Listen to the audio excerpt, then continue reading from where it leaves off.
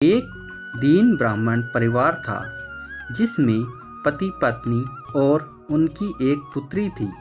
उनका जीवन सामान्य चल रहा था।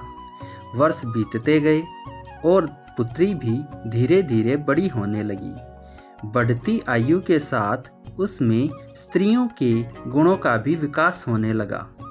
वह अत्यंत ही सुंदर, सुशील और सर्वगुण संपन्न थी, लेकिन गरीब होने के कारण उसका विवाह नहीं हो रहा था।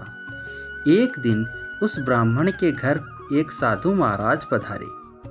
ब्राह्मण पुत्री की सेवा से साधु महाराज का मन बहुत प्रसन्न हुआ और उन्होंने कन्या को लंबी उम्र का आशीर्वाद तो दिया, लेकिन यह भी बताया कि उसकी हथेली में विधवा योग है। इस बात से चिंतित होकर ब्राह्मण परिवार ने साधु से उपाय पूछा। तब साधु ने कुछ देर विचार करने के पश्चात अपने ध्यान के आधार पर बताया कि कुछ दूरी पर एक गांव में सोना नाम की धोबन जाति की एक महिला अपने बेटे और बहू के साथ रहती है, जो बहुत ही संस्कारों से संपन्न तथा पतिपरायण और निष्ठावान है। यदि यह कन्या उसकी सेवा करे और इसके विवाह में वह महिला अपनी मांग का सिंदूर लगा दे तो इस कन्या का विधवा योग मिट सकता है। साधु ने यह भी कहा कि वह महिला कहीं आती जाती नहीं है। यह बात सुनकर ब्राह्मणी ने अपनी बेटी से धोबिन की सेवा करने की बात कही।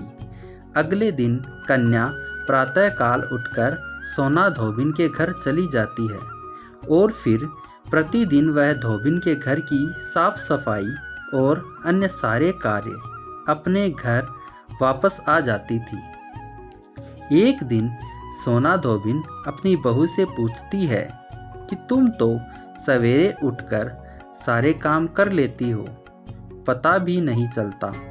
तब बहू ने कहा, माँ जी, मैंने तो सोचा कि आप प्रातः उठकर सारे काम खुद ही खत्म कर लेती हैं। मैं तो देर से उठती हूँ। इसके बाद दोनों सास बहू निगरानी करने लगी कि कौन है जो सवेरे ही घर का सारा काम करके चली जाती है। कई दिनों बाद धोबिन ने देखा कि एक कन्या प्रातः घर में आती है और सारे काम करने के बाद चली जाती है। जब वह जाने लगी तो सोना धोबिन उसके पैरों पर गिर पड़ी और पूछने लगी कि वह कौन है जो इस प्रकार छुपकर उसके घर में काम करती है। तब कन्या ने साधु द्वारा कही गई सारी बात बताई।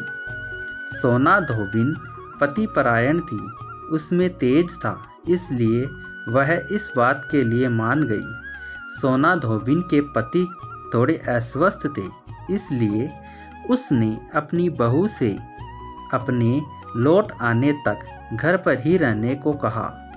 सोना धोबिन ने जैसे ही अपनी मांग का सिंदूर उस कन्या की मांग में लगाया, उसके पति की मृत्यु हो गई। थोड़े समय बाद उसे इस बात का पता चला। वह घर से निर्जल ही चली थी, यह सोचकर कि रास्ते में कहीं पीपल का पेड़ मिलेगा तो उसे भंवरी देकर उसकी परिक्रमा करने के बाद ही जल ग्रहण करेगी। उस दिन अमावस्या थी। ब्राह्मण के घर मिले पुए पकवान की जगह उसने ईंट के टुकड़ों से 108 बार भंवरी देकर पीपल के पेड़ की 108 बार परिक्रमा की और उसके बाद जल ग्रहण किया। ऐसा करते ही उसका पति वापस जीवित हो गया। इसलिए माना जाता है कि इस दिन व्रत आदि करने से पुण्य फल की प्राप्ति होती है।